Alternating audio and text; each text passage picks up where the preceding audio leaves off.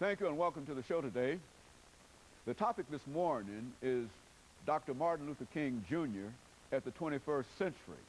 And of course we have to talk about Dr. Martin Luther King Jr. and where Dr. King stands in the 21st century, at the beginning of the 21st century, Dr. Lewis V. Baldwin. Dr. Baldwin is a professor of religious studies at Vanderbilt University. And of course, Dr. Baldwin, let me welcome you to the show today. Yeah, great to be with you again. And to tell you, Dr. Baldwin, how delighted we are to have you. Great to be here. And it's good to have you because we're going to deal with a topic that I think to be not only a topic that's made for you, but I think it's a very, very important topic because what we want to try to do today is to look at Dr. Martin Luther King and his relationship with the 21st century and to have you to do so. That's right. But now, Dr. Baldwin, before we do that, let's have you to give our audience, and there might be a few people who might not know Dr. Lewis V. Baldwin from this show. I doubt if there are many, but, who might not know you from this show. But give them some information in reference to your background, your education, and some of the things that were important in your life that eventually led you to this particular seat. Well, I grew up in Camden, Alabama, Wilcox County, Alabama, which is known as the so-called Alabama Black Belt. I was born there in 1949, grew up there, attended the public schools, which of course were segregated at that time, graduated from Camden Academy High School in 1967. And in high school, I had an opportunity to participate in some of the demonstrations that were occurring in Alabama at that time, civil rights demonstrations. I left Camden Academy High School and I matriculated at Talladega College in Alabama. And I graduated from Talladega in 1971 with a BA in history and went from there to Crozer Theological Seminary in Rochester, New York. From there to Northwestern University, where I received a PhD in 1980. In 1984, I started writing about Dr. King and the Civil Rights Movement. So I've been writing on that subject now for more than 20 years. I was inspired primarily by what I saw in Alabama and in Mississippi during the 1950s and 1960s in terms of civil rights activities.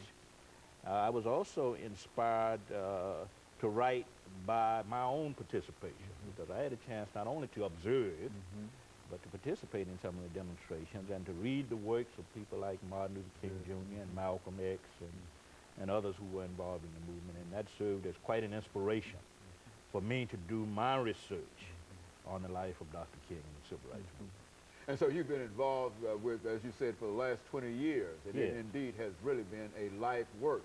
A scholarly work nevertheless, but it has been a life work with you in a real sense. And so, Dr. Baldwin, what we'd like to do today, as we said earlier, is to look at Dr. Martin Luther King and to sort of have you to update. As we said before, we still believe that the classic in terms of Dr. Martin Luther King is the piece that you gave us back in 1997 called Martin Luther King. You see, and I don't think that we can top that. But nevertheless, much has happened since then, and of course you've been with us on a number of occasions.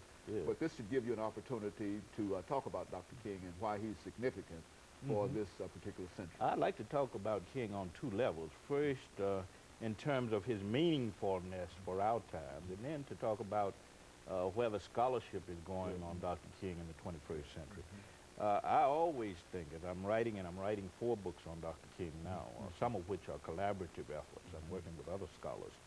But we all move from the premise that Dr. King is indeed meaningful for the 21st century because many of the issues he tried to address, or many of the issues he addressed in the 1950s and 60s are still with us. The issue of race has not been resolved. Dr. King, as you well know, saw race as one of the great barriers to human community. And we are still addressing that particular issue. We are addressing the issue of poverty.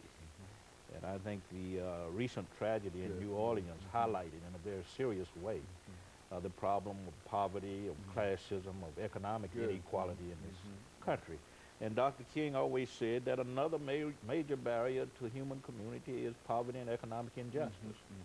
And I think we're still dealing with this whole issue of what Dr. King once called the haves and the have-nots.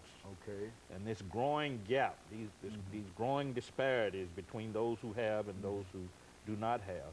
But I think the problem of poverty has gotten, in some ways, even worse since his time. when you look at the problem of homelessness, for an example. So I think his ideas about how to deal with poverty are relevant today, and also when it comes to the issue of war. We talk a lot in this country about creating a culture of peace, a culture of life, but Dr. King was about that. This is what his whole nonviolent philosophy was about. This is what the nonviolent crusades he led in the streets were about. He was about creating a culture of peace, about creating a culture of life, what he called the beloved community.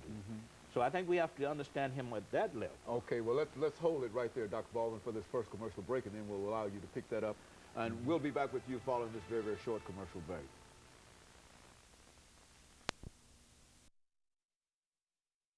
The topic is Dr. Martin